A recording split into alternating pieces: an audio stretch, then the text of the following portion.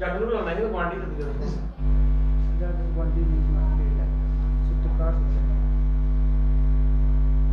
जी बताइए आज की प्रेस वार्ता है। ये मुख्यतः जो अभी जो ऑर्डर आया है जो डीसी जम्मू ने निकाला है कि जिसमें बताया गया कि जो 1 साल से जम्मू कश्मीर में रह रहा है उसको जो वोटिंग राइट देने का जो प्रावधान जो अभी ऑर्डर निकाला गया है, हम उसकी सख्त मजम्मत करते हैं, हम उसको कंडेम्न करते हैं। उसके विरोध में आज ये प्रेस कॉन्फ्रेंस हम यहाँ करने जा रहे हैं पीपल्स यूनाइटेड फ्रंट के द्वारा। देखिए, जम्मू कश्मीर यहाँ के जो लोग हैं आए दिन उन पर नए और नए कानून थोपे जा रहे हैं। जम्मू कश्मीर में यहाँ के खासकर डोगराओं की आइडेंटिटी को जो थ्रेट देने का जो काम इस वक्त भारतीय जनता पार्टी कर रही है और इस तरीके का ऑर्डर है जो ये हमारी आइडेंटिटी को एक बहुत बड़ा थ्रेट है, हमारे कल्चर को बड़ा थ्रेट है।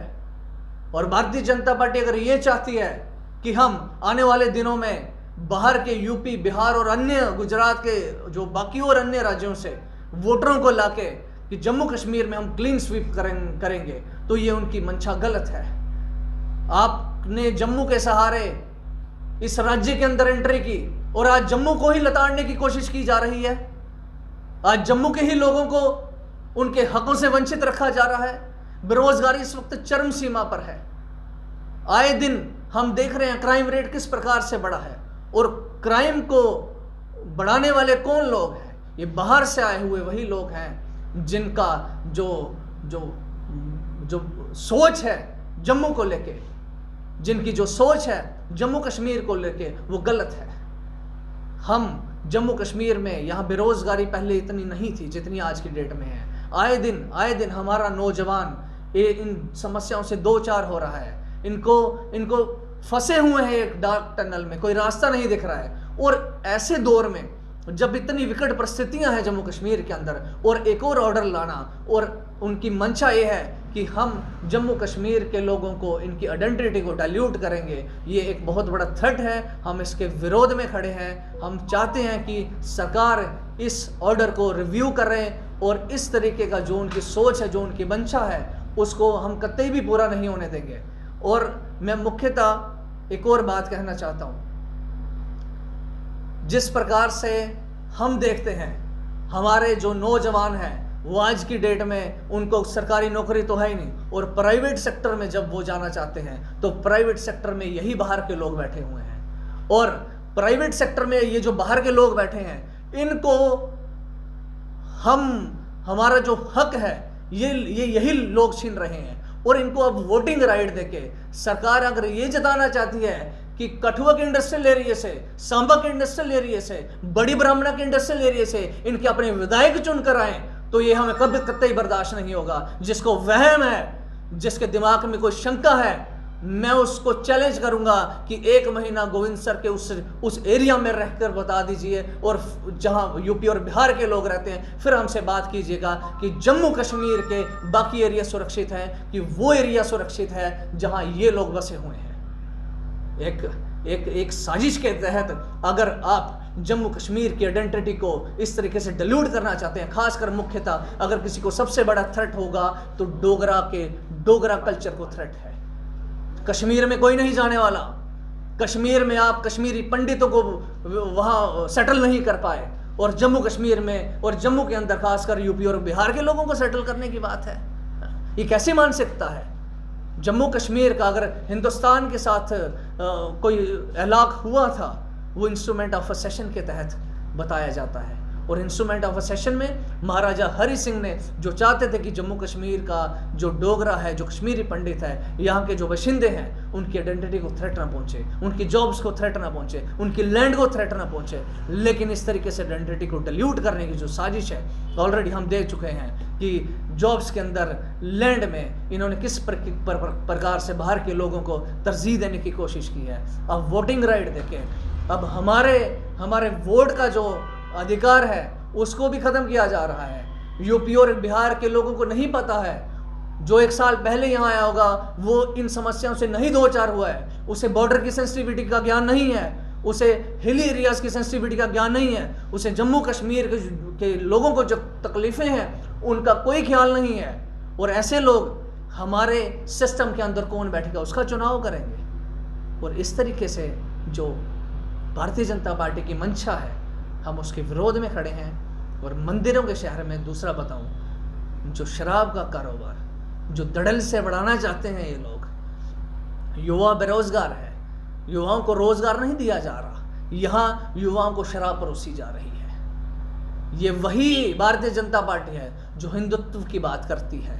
और आपके हिंदुत्व में, आपके इस राष्ट्र में शराब परोसी जाएगी नौजवानों को रोजगार के बजाय।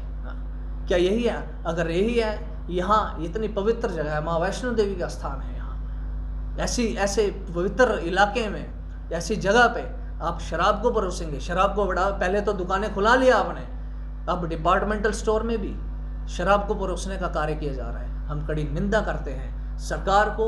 ऐसे जो आपने जो कदम उठाए हैं इनको जल्द से जल्द वापस ले लीजिए, वरना जम्मू कश्मीर के लोगों के द्वारा जो मास एजिटेशन है उसका सामना सरकार को करना पड़ेगा।